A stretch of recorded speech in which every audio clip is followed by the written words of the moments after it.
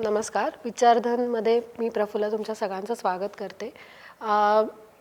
गेल्या एपिसोडमध्ये आपण शिवचैतन्य कुंटे, डॉक्टर शिवचैतन्य कुंटे यांच्याकडून संगीत आणि त्याचा दैनंदिन जीवनावर परिणाम आणि संगीत अभ्यास याबद्दल माहिती घेत होतो. तर त्याबद्दल अजून सखोल अभ्यास किंवा त्यांचे जे अनुभव आहेत या क्षेत्रातील ते आपण आज त्यांच्याकडून जाणून घेऊयात. नमस्कार सर.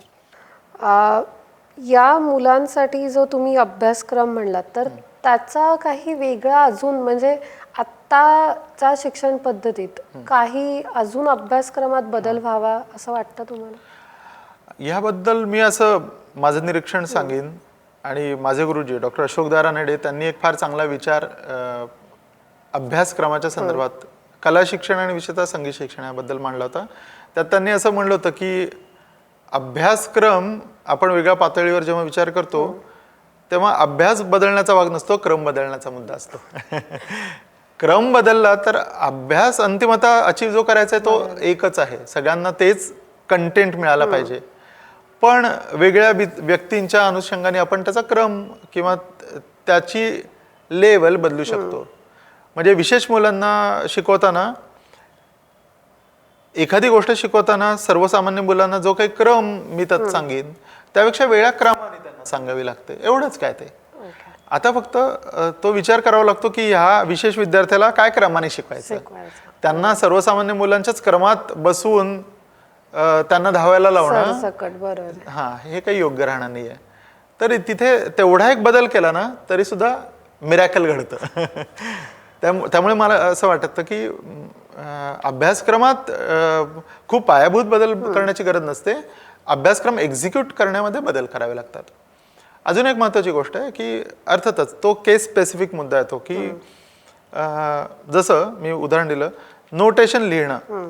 आता ही अर्थातच डोळस व्यक्तीला जेवढं ते सोपं आणि आवश्यक आहे तेवढं दृष्टीबाधित व्यक्तीला नसणार आहे. मग आता हा घटक आपल्याला त्या अभ्यासक्रमात किती महत्त्वाचा ठेवायचा हे त्या व्यक्तीनुसार बदलावं लागेल. किंवा ऑटिस्टिक मुलांच्या बाबतीत बंदिशी सगळ्या पाठच असल्या पाहिजेत असा हट्ट धरण्याची गरज नाही आहे. तर मग अशा मुलांसाठी आम्ही म्हणतो की ठीक आहे तुम्ही वहीत बघून सादर केलं तरी चालेल. कारण की मुळात ही गोष्ट लक्षात घ्या की ऑटिस्टिक मुलांना एखादी गोष्ट पाठ करणं याच्यामध्ये सर्वसामान्य व्यक्तींच्या दसपट मेहनत घ्यावी लागते आणि ती घेऊन सुद्धा ते तो रिझल्ट देऊच शकतील याची खात्री नसते. मग अशा वेळी तिथे त्यांना एक थोडंसं आपण सूट देणं आवश्यक राहतं. आता मुद्दा काय आहे की त्यांनी तो राग किंवा ती बंदिश किंवा जे काही त्यांना गाणं गायचंय ते चांगल्या दर्जाने गाणं हे अपेक्षित आहे ना. ते त्यांनी पाठ करून गायलं का बघून गायलं याने काही फरक पडत नाही. त्यांनी चांगलं गाणं हे महत्वाचं आहे. म्हणजे गुणवत्ता महत्वाची का त्याच्या जोडीला असणारे इतर घटक महत्वाचे. तर मी म्हणतो गुणवत्ता महत्वाची आहे. आणि याबद्दलही मी तो अनुभव सांगेन की आमचा तो जो ऑटिस्टिक विद्यार्थी होता त्याच्याबद्दल परीक्षकांनाही आम्ही अर्थातच आधी सूचना देऊन ठेवायचो की इतर मुलांसारखी याची परीक्षा आपल्याला घ्यायची नाही, त्याला थोडा वेळ द्या. आता तो मुलगा त्याच्या अभ्यासक्रमात असलेल्या बंदिशी नंतर चोख म्हणून दाखवायचा व्यवस्थित, त्याला आठवायला वेळ दिला की तर एवढाच बदल म्हणजे जो अभ्यासक्रमात बदल जो म्हणतोय आपण तो अभ्यासाच्या क्रमातला बदल असेल आणि इव्हॅल्युएशनच्या बद्दलची स्ट्रॅटेजी त्यातलाही थोडासा बदल असेल. पण म्हणून ते खूप पातळ करा किंवा सोपं करा याची गरज पडत नाही असं मला वाटतं. तुम्ही आता गुरु शिष्य म्हणजे तुमच्या गुरूंबद्दल बोललात तर गुरु शिष्य पद्धती किंवा गुरुकुल जे पूर्वी असायचं त्याबद्दल तुमचं काय मत आहे किंवा त्याचा कसा वेगळा परिणाम होत होता पूर्वी? तसं पाहायला गेलं तर संगीत नृत्य यांसारख्या ज्या कला आहेत आणि भारतीय कला आहेत त्यांच्या बाबतीत गुरु शिष्य परंपरा किंवा शिक्षणाचं हे जे मॉडेल आहे व्यक्तिगतरित्या तालीम देणं, सहवास होणं, संस्कार घडणं त्याला पर्याय नाही, आजही पर्याय नाही आहे. आणि म्हणूनच आमच्या आता विद्यापीठातही एका प्रकारे गुरु शिष्य परंपरा आणि विद्यापीठीय शिक्षण याची जोड घालण्याचा प्रयत्न केला आहे. आणि त्यातला महत्त्वाचा भाग असा आहे की विशेष व्यक्तींच्या बाबतीत सुद्धा खरं तर गुरु शिष्य परंपरा ही सगळ्यात जास्ती फायदेशीर ठरते. कारण असं आहे की विशेष व्यक्ती जेव्हा एखाद्या गुरुच्या सहवासात अधिकाधिक राहते तेव्हा ती त्यातले बारकावे सुद्धा खूप वेगळ्या तऱ्हेने टिपू शकते आणि त्यामुळे त्यांची जडणघडण व्हायला खूप चांगली मदत होते. आता मी एक वेगळं उदाहरण तुम्हाला जुन्या काळातलं देतो. पूर्वीच्या काळी ग्वाल्हेर परंपरेतले एक फार मोठे गायक होऊन गेले पंडित ओंकारनाथ ठाकूर. आणि ओंकारनाथजींचे एक शिष्य होते ज्यांना आम्ही खूप मानतो आणि फार मोठे बंदिशकार म्हणून त्यांचं नाव घेतलं जातं. ते म्हणजे पंडित बलवंतराय भट्ट. भावरंग या मुद्रेने त्यांनी अप्रतिम बंदिशी रचल्यात. ते दृष्टिबाधित होते. मुंबईत ब्लाइंड स्कूलमध्ये ते आधी शिकले आणि मग नंतर ते ओंकारनाथजींकडे गाणे शिकायला गेले. आता ओंकारनाथजी तर त्या काळातले फार मोठे कलाकार, मैफिलीचे कलाकार होते, सतत दौऱ्यांवर असायचे. तर आता हा अंध मुलगा त्यांच्याबरोबर सतत राहणार कसा, अशा तऱ्हेची एक अडचण होती. पण ओंकारनाथजींनी त्यांना आपल्याबरोबर कायम ठेवलं. जिकडे ते जातील तिकडे बलवंतरायजी असणारच असं. आणि ती जी पूर्ण प्रक्रिया होती त्याच्यातनं बलवंतराय भट्ट हे सांगीतिक दृष्ट्या आणि व्यावहारिक दृष्ट्याही पूर्णपणे स्वावलंबी झाले. आणि त्यांचं व्यक्तिमत्व संगीतात आणि एक व्यक्ती म्हणून सुद्धा सर्वांगीण विकास, सर्वांगीण विकास आपण ज्याला म्हणतो, त्या अर्थाने इतकं समृद्ध झालं की आज ते एक आदर्श संगीतकार, आदर्श गुरु म्हणून आम्ही त्यांचं नाव घेतो. म्हणजे कदाचित सर्वसामान्य दृष्टी असणारी व्यक्ती सुद्धा कदाचित ह्या तऱ्हेचं, या दर्जाचं कार्य करू शकणार नाही, इतकं कार्य त्यांनी करून ठेवलंय. आता याचं हे का घडलं तर बलवंतरायजी स्वतः म्हणत असत की ही सगळी गुरुकृपा आहे. म्हणजे ओंकारनाथजींनी त्या तऱ्हेचा ती जी पारंपरिक गुरु शिष्य परंपरेतली शिक्षणाची पद्धती आहे ती अंगीकारली नसती तर कदाचित हे घडलंच नसतं. आणि म्हणून मला असं वाटतं की आजही संगीत नृत्यासारख्या क्षेत्रामध्ये तशी जडणघडण त्याला फार महत्व आहे, तसंच शिकवलं गेलं पाहिजे. सध्या जे संगीत वर्ग किंवा नृत्य वर्ग, वेगवेगळ्या प्रकारचे वादन वर्ग चालतात, तर त्यामध्ये आमचा असा अनुभव आहे की विशेष मुलांना प्राधान्य दिलं जात नाही किंवा काही ठिकाणी त्यांना त्या सामाजिक स्तरावर त्यांना त्याचा भाग होता येत नाही. तर त्यासाठी म्हणजे एक काय तुमचं मत आहे त्याबद्दल की किंवा त्याचा त्या मुलांना घेतल्याचा फायदा किंवा त्या मुलांना या इन्क्लुजनचा काय फायदा होऊ शकतो? खरं तर सर्वसामान्य मुलांना शिकवण्याच्या विद्यालयांमध्ये सुद्धा विशेष मुलं शिकायला येणं आणि शिकवलं जाणं त्यांना हे फार महत्त्वाचं आहे. आणि असे प्रयत्न पूर्वीही झालेले आहेत. म्हणजे मला आठवतं आहे की गांधर्व महाविद्यालयामध्ये पंडित विनायकभाऊ पटवर्धनांचे शिष्य होते कमलाकर जोशी, जे दृष्टिबाधित होते, पण त्यांना अत्यंत उत्तम रीतीने शिकवलं गेलं होतं. आणि कमलाकर जोशींनी सुद्धा पुढे संगीतात उत्तम एक गुरु म्हणून नाव कमावलं. ते स्वतः उत्तम शिक्षक होतेच, रचनाकारही होते. ओके. आता एक वेगळं उदाहरण मी तुम्हाला सांगेन की याच गांधर्व महाविद्यालयात मनोहर दाबके म्हणून शिक्षक होते जे स्वतः दृष्टिबाधित होते. आता त्यांच्या वर्गात शिकणारी मुलं सर्वसामान्य मुलं असायची, पण त्यांच्या दृष्टिबाधित असण्याचा तोटा कुठे मुलांना कधी जाणवला नाही, कारण की दाबके सर अत्यंत उत्तम शिक्षक होते. तर एका प्रकारे व्यक्ती ही दृष्टिबाधित आहे किंवा विशेष आहे का सर्वसामान्य आहे याने खरं तर संगीत शिक्षणात खूप फरक नाही पडत. आणि म्हणूनच मला असं वाटतं की म्युझिक क्लासेस किंवा संगीत विद्यालयांमध्ये सर्व तऱ्हेच्या या विद्यार्थ्यांचा समावेश व्हायला पाहिजे. अगदीच. अर्थात काही वेळा विशिष्ट तऱ्हेने समस्या येते, जसं ऑटिस्टिक मुलांच्या बाबतीत होते, कारण की त्यांचा शिकण्याचा वेग कमी असतो. तर मग इतर मुलांच्या बॅचमध्ये त्यांना सामावून घेता येणं अवघड असतं. पण मग अशा वेळी त्यांच्यासाठी वेगळी बॅच घेता येऊ शकते. आणि मला एक नमूद करायचं वाटतं की इथे पुण्यात अंजली दाणी नावाच्या संगीत शिक्षिका आहेत की ज्या ह्या अशा विशेष मुलांसाठी एक वेगळी बॅच घेतात आणि त्यांच्याकडे खूप चांगल्या रीतीने असे विद्यार्थी शिकलेत.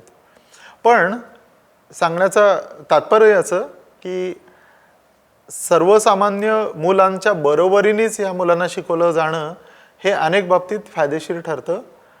त्यांनी विशेष मुलं जशी घडतात तशीच सर्वसामान्य मुलंही घडतात, कारण की सर्वसामान्य मुलांना सुद्धा ह्या मुलांच्या बरोबर शिकताना एक वेगळा दृष्टिकोन मिळतो, एक वेगळी एम्पॅथी तयार होते त्यांच्यातनं.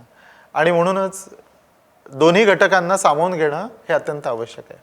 आत्ता जे तुम्ही सांगितलं तसं सध्याच्या जीवनात जिथे आपला स्क्रीन टाइम खूप आहे किंवा सगळंच म्हणजे धकाधकीचं जीवन म्हणू शकतो की सगळंच चंचलित आहे, सर्वसामान्य लोकांचं मन देखील स्थैर्य नाही. तर ह्यासाठी संगीत चिकित्सेचा कसा फायदा होऊ शकतो किंवा त्याचा काय परिणाम होऊ शकतो? यासाठी नक्कीच फायदा होतो, कारण की संगीत हे अंतर्मुख करणारी अशी कला आहे, स्थैर्य, मनाला शांती देणारी अशी कला आहे. आणि त्यामुळे ताणतणाव याच्यावर तर तो फारच चांगला उपाय आपल्याला म्हणता येतो. आणि याचा वापर जगभर केला जातोच ना. तर साधी गोष्ट आहे की मी आता माझ्या घरून विद्यापीठात येतो तेव्हा मला रस्त्यात अनेक सायकल चालवणारे किंवा बायकर्स हे दिसतात. इवन अनेक वेळा कारमध्ये काहीतरी गाणं लावलं असतं, कानामध्ये गाणं चालू असतं. आता एका प्रकारे धोकादायकही वाटू शकतं आपल्याला की अरे बापरे, असं वाहन चालवताना हे करतायत. पण हे लोक का करतायत तर लक्ष केंद्रित करणं किंवा तणाव दूर करणं. आता अगदी आपल्या जुन्या काळापासूनच आहे ना की बैलगाडीला का घुंगरं लावलेली असतात, तर त्या ध्वनीमुळे त्या बैलांचाही ताण, त्या कामाचा कष्ट हलके होतात. हे पशुपक्ष्यांबद्दलही आहे, माणसाबद्दलही आहेच आहे. त्यामुळे तणाव दूर करण्यासाठी संगीताचा वापर हा पूर्वीपासून चालत आलेला आहे. आताच्या काळात मात्र गोष्ट काय झाली आहे, आपलं संगीत हे यांत्रिक होत चाललंय. म्हणजे आपण ऐकतो ते मोबाईलवर ऐकतो किंवा स्ट्रीमिंग करतो, त्याने परत स्क्रीन टाइम वाढतोच आहे आपला. तर माझं असं ह्यातलं म्हणणं आहे की तणाव दूर करण्यासाठी आपण प्रत्यक्ष संगीत स्वतः सादर करणं किंवा ऐकणं हे केलं पाहिजे, यंत्रांच्या आधारे न जाता. म्हणजे एखादं मोबाईलवर गाणं ऐकण्याच्या पेक्षा तुम्ही स्वतः तंबोरा लावून स्वतः गाण्याचा प्रयत्न करा, किंवा प्रत्यक्ष एखाद्या मैफिलीला जा आणि तिथे आनंद घ्या. एका प्रकारे मी असं म्हणतो की गाणं ऐकणं हे समाधीपर्यंत जाणं असतं. तुम्ही तेवढं स्वतःला अंतर्मुख करून स्वतः डोळे मिटून आत गेलात तर आपोआपच ती समाधीची अवस्था येऊ शकते. आणि तिथे लक्षपूर्वक ऐकणं हे फार महत्त्वाचं आहे. तर ते केवळ यंत्राधारित संगीत श्रवण असून चालणार नाही. आणि म्हणून मला असं वाटतं की संगीताचा ताणतणाव दूर करण्यासाठी वापर आहे तसा स्क्रीन टाइम कमी करण्यासाठीचा वापर आहे, तर हा नक्कीच होईल. फक्त त्यासाठी आपण स्वतः संगीत सादर करणं किंवा ऐकणं हे केलं पाहिजे. म्हणजे त्यावेळी फक्त तेच काहीतरी काम करता करता. आणि आज तुमच्याकडनं खूपच माहिती मिळाली संगीत आणि त्याचे वेगवेगळे पैलू याबद्दल आम्हाला जी माहिती मिळाली. मला एक तुम्हाला महत्त्वाचा शेवटचा असणारी महत्त्वाचा प्रश्न विचारायचा आहे की जी विशेष मुलं आहेत ज्यांना संगीतात काही करिअर करायचं असं आपण म्हणू शकतो, किंवा संगीताची जोड त्यांना त्यांच्या दैनंदिन जीवनात द्यायची, तर अशा मुलांच्या पालकांसाठी काय विशेष संदेश द्याल किंवा कुठल्या पद्धतीने? कारण कसं आहे की माध्यमं खूप आहेत पण तरी सुद्धा त्यांना हवी ती माहिती मिळेलच किंवा त्या माहितीचा त्यांना तसा उपयोग होईलच, तर ह्याची कुठेतरी कमतरता जाणवते. तर त्यासाठी तुम्ही त्यांना काय सांगाल? आता संगीतासारख्या किंवा कुठल्याही कलेच्या बाबतीत करिअर करणं हे खरं तर सर्वसामान्य मुलांसाठी आता अवघडच आहे. आता विशेष मुलांसाठी अर्थातच त्याला अनेक अडथळे आहेत, पण तरी हे होणार नाही असं बिलकुल नाही. म्हणजे अवघड असलं तरी अशक्य नाही. आणि त्यासाठी मला असं वाटतं की योग्य त्यावेळी योग्य त्या तऱ्हेची माहिती घेणं, उपलब्ध असणारे तज्ज्ञ त्यांना गाठून त्यांच्याकडनं अनेक गोष्टींची माहिती घेणं. आणि दुसरं म्हणजे स्वावलंबन हा फार महत्त्वाचा भाग आहे. अनेक वेळा असं घडतं की विशेष विद्यार्थी आहेत किंवा विशेष मुलं आहेत म्हणून पालकसुद्धा फारच त्यांना कोशात बांधतात आणि एका प्रकारे त्यांचा विकास हा खुंटतो. तर पालकांनी तसं होऊ देऊ नये. इतर सर्वसामान्य विद्यार्थी किंवा मूल जसं वाढून एक करिअरची वाट चोखाळणारे तसंच त्यांनाही करायला पाहिजे. म्हणजे मला असं वाटतं की त्यांना आधार हा एक विशिष्ट तऱ्हेची वाढ होईपर्यंत द्यायचा आहे. त्यानंतर तो आधार, तो पांगुळगाडा काढलाच पाहिजे. तरच ते स्वावलंबी पूर्ण अंशाने होतील आणि करिअर करू शकतील. अर्थात याबद्दल मला एक हे सांगायचं आहे की करिअर करणं म्हणजे अर्थात उपजीविका करणं अशा अर्थाने आपण घेतोय. तर आपला संसार चालू शकेल अशी क्षमता आपल्या कलेतनं निर्माण करणं, यासाठी त्यांनी कलाकार म्हणून घडण्यासाठी आपल्या कलेचा स्तर कसा उंचावला जाईल याच्यासाठी प्रयत्न करायचे आहेत. आणि दुसरं असतं की एखादी कला सेलेबल करणं, हा एक वेगळा मुद्दा असतो. उपजीविका म्हणतो आपण तेव्हा ते घडतं. आता विशेष मुलांच्या बाबतीत ते सेलेबल करणं हे फार कठीण असतं, पण त्याला योग्य मार्ग मिळाला तर ते होऊ शकतं. आता जसं उदाहरण मी एक मगाशी बलवंतराय भट्टांचं दिलं. आता ते दृष्टीबाधित असल्यामुळे मैफिली करणं आणि गावोगावी फिरणं हे त्यांना शक्य नव्हतं. पण बनारस हिंदू युनिव्हर्सिटीमध्ये संगीत विभागात त्यांना एक मानद गुरु म्हणून प्रथम निमंत्रित केलं गेलं आणि पुढे अनेक दशकं त्यांनी तिथे संगीत शिक्षक म्हणून काम केलं आणि त्यांनी अक्षरशः हजारो उत्तम विद्यार्थी घडवले. आपल्याला विख्यात गायिका वीणा सहस्रबुद्धे नाव ऐकलं असेल, त्या बलवंतराय भट्टजींकडे शिकलेल्या होत्या. असे अनेक लोक आहेत. म्हणजे मैफिलीचं कलाकार होणं म्हणजेच संगीतात करिअर करणं असं नाहीये, तर इतर अनेक मार्ग असतात. तर हे एक्सप्लोर कसे करायचे याचा विचार पालकांनी करायला पाहिजे आणि त्या विद्यार्थ्यांनी करायला पाहिजे. आणि मग मला असं वाटतं की आपण हे कन्व्हेन्शनल मार्ग जे आहेत ते सोडून अनकन्व्हेन्शनल मार्गांचा विचार केला तर विशेष मुलांना सुद्धा कलांमध्ये करिअर करायला नक्कीच वाव आहे आणि संधी मिळू शकतात. आणि मी असं म्हणतो उलट की त्यांचं विशेष असणं हेच कदाचित त्यांचं सेलिंग कार्ड होऊ शकेल. अशा तऱ्हेची एक निश एरिया शोधला गेला तर ते नक्कीच चांगल्या रीतीने घडू शकतं.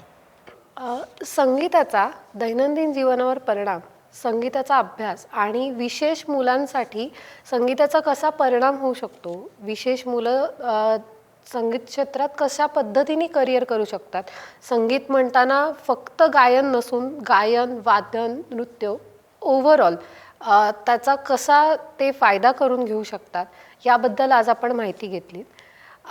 अशाच पद्धतीचे काही उपक्रम किंवा संगीत वर्ग म्हणू शकतो आपण बालकल्याण संस्था सध्या राबवते आहे. बालकल्याण संस्था थेरपी सेंटरमध्ये म्युझिक थेरपी यावरही काम केले जात आहे. तर अधिक माहिती जाणून घेण्यासाठी तुम्ही बालकल्याण संस्थेला लाईक, शेअर, कमेंट करा आणि यूट्यूबला फॉलो करा किंवा थेरपी सेंटरला भेट देण्यासाठी तुम्ही बालकल्याणला व्हिजिट करू शकता. तुम्ही आलात आणि आम्हाला तुमच्याकडून खूप माहिती मिळाली. बऱ्याच गोष्टी, वेगवेगळे अनुभव ऐकायला मिळाले आणि त्याबद्दल खरंच धन्यवाद.